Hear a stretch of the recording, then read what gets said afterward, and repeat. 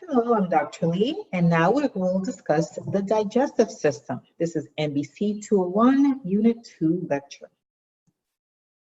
The objectives of this presentation are to identify the organs and other structures of the digestive system, define and spell the word parts, build and analyze medical terms using word parts, define, pronounce, and spell the disease and disorder diagnostic, surgical, and complementary terms for the digestive system. Interpret the meanings of abbreviations, read medical documents, and interpret medical terminology contained in them. Now here's the function of the digestive system. The digestive organs connect to form a continuous passageway from the mouth to the anus. With the help of accessory organs, the digestive tract prepares ingested food for use by body cells through physical and chemical digestion, and eliminates the solid waste products from the body. So here are the organs of the digestive system.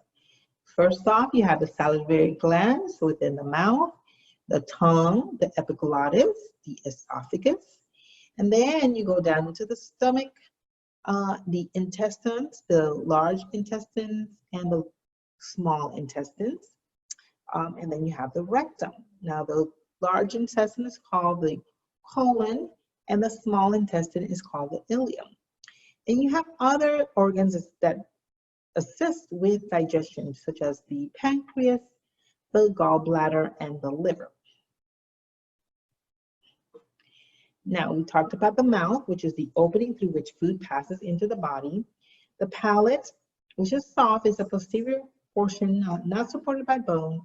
And then the hard palate is the anterior portion supported by bone. The uvula is a soft V-shaped mass that hangs from the soft palate and directs food into the throat. You have the tongue, which is attached in the posterior region of the mouth. It provides movement of food for mastication or chewing, and it directs food to the pharynx for swallowing. And it's a major organ for taste and speech. The pharynx, which is the throat, performs the swallowing action that passes food from the mouth to the esophagus. The esophagus is about 10 inches long. It's a tube that extends from the pharynx to the stomach. The stomach is a J-shaped sac that mixes and stores food contained for food. The fundus is the uppermost domed portion of the stomach. Now the body is the central portion of the stomach, while the pylorus is the lower part of the stomach, and it connects to the small intestine. The antrum is a portion of the pylorus that connects to the body of the stomach.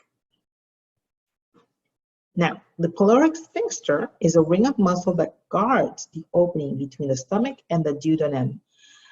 And the small intestine, which is 20-foot canal extending from the pyloric sphincter to the large intestine. The duodenum is the 10 to 12 inches of small intestine. Okay, it's the first part of the small intestine. And the jejunum is the second portion, approximately 8 feet. The ileum, which is the third portion, is approximately 11 feet, and it connects with the large intestine. So there's 3 portions to the small intestine. The large intestine is the canal that's approximately 5 feet and extends from the ileum to the anus. The second, which is the blind U-shaped pouch, that is the first portion of the large intestine. And then you have the colon, which is the next portion. It's divided into 4 parts: ascending, transverse, descending, and sigmoid. Basically, whether it's going up, across, or down. The rectum, which is the last portion, is approximately 8 to 10 inches long, and it extends from the sigmoid colon to the anus. And the anus is the sphincter muscle that keeps an opening tight at the end of the digestive tract. So let's look at the anatomy of the large intestine. We talked about whether it goes up, across, or down, right? So here's the large intestine. The small intestine is a light pink in the middle, but the large intestine is the darker pink.